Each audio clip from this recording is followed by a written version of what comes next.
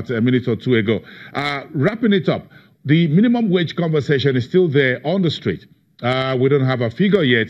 We have a figure.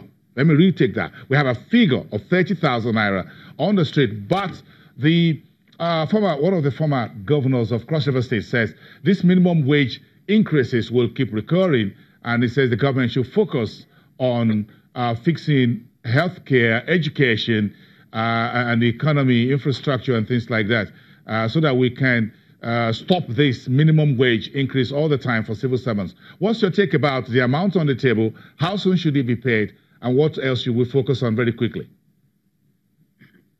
I think I've mentioned a couple of times that it's very difficult to argue that the existing wage is sufficient in any part of the country, especially given the changes in inflation and currency that we've seen in the last 5 years. So I tremendously empathize with the labor unions and the demand. But again, you look at the government's finances, both at the federal and state levels, and you quickly come to the conclusion that Nigeria cannot afford this wage increase at this time. So on the question of when should it be implemented, I would say give us a couple more years to build up revenues, because should this, is this implemented in sometime in 2019, then we're really looking at the possibility of the federal government borrowing in the external debt markets to pay civil service salaries. And that is a cycle that, as soon as we enter, we're in for real trouble. How can we avoid this trouble? You said give us a couple of more years when revenue is better, but workers are not going to wait that long. Yeah, it's difficult now because we have basically signed off on the wage increase, and the emphasis now needs to be on figuring out other ways of cost cutting. So government overheads, for example, have also steadily increased, obviously in line with inflation. But the reality is that in one form or another, the government needs to tighten its belt. And I've never been a fan of austerity, but sometimes that is the least evil option, because again, we are heading to a situation where the government is unable to fund itself and is looking to rely on external borrowing just to keep the ship going. Oh, do you think, therefore, that the Labour focus should be to get government to cut back on its expenditure rather than asking for salary increase? Well, I don't think that's Labour's concern. They are looking out for their workers. Again, it makes perfect sense for them because real wages have more than halved since 2012.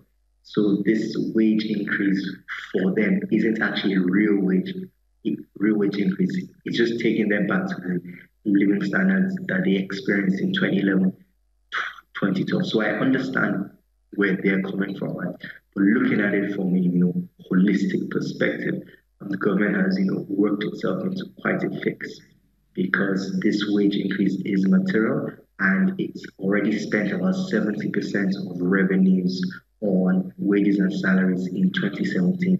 I shudder to think what that number would be after this wage increase is implemented. I'm going to play the devil's advocate, Michael. So if this current minimum wage increase, 30,000 or so, is to fill the hole of the last one, so how soon do you think Labour will ask for the next round of minimum wage increase? I do not know, but hopefully, I don't know as well. But let's throw that out for everyone to talk about. Thank you very much, Michael Famuroti, Chief Economist at Vesiva Capital Management from downtown Lagos. Let's take a break. We'll be right back. We're going straight to the stock exchange.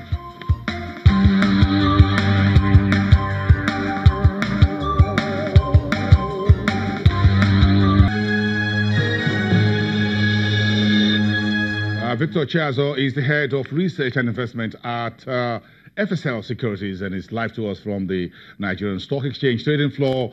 Good morning, Victor. It's good to see you again. Let's get together to put our heads around some of the stories. The market melted about 2.3% last week.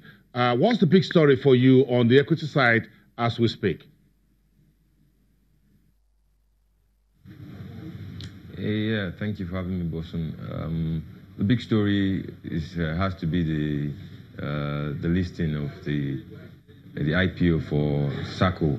I think that's where everybody's eyes is going to be targeting, what investors are going to be saying in regards to this listing and how the market actually embraces it, and see how it's going to be, if it's going to be fully subscribed, or we might begin to see investors tell you that, we've seen what happened to most of the investment in most of the offers in the market. They've not done so well. But I think for us, that might actually be the big story right now. I think this is a good time if we look at the market sentiment for these offer for sale. Of course, this is a government selling about 30% of his holdings in this Sky Power holding company, or aviation handling company, as it were. That's good business anyway. If you ask me, NACO is already there. But do you think this is something that will go around the 36 states of the Federation, the various constituencies, including the FCT? The BP says this will be equitably and fairly shared among everyone. So what have you been hearing? Yeah, I think this making the offer public is a good opportunity to actually make the Nigerian public actually benefit from most of this listing, because the shares have actually been held by a group of private people. Right now, since they're bringing it to the market, it makes it available to the entire public. So the best thing is for every individual to actually dip their hands into their savings and actually decide if they want to actually come to the market. Wherever you are in the Federation, be it in the north, the south, the east, I think you can actually participate in this offer. But depending on your investment appetite, that will actually determine how well you want to be exposed to SACO, which is actually a player in the aviation sector. The BP also says that there will be more of such offer for sale and an IPO in the market. For example, Indorama Petrochemical, of course, the Geregu Power Plant, and a few others. So are you guys on the market street beginning to say, hey, hold on a second, between now and the first quarter of next year, or maybe second quarter, the government is opening up the space in terms of this privatization or sale. I think it is time to pull the ears of investors, even retail investors, and say, hey, do you have some extra cash somewhere? We think you should buy into this.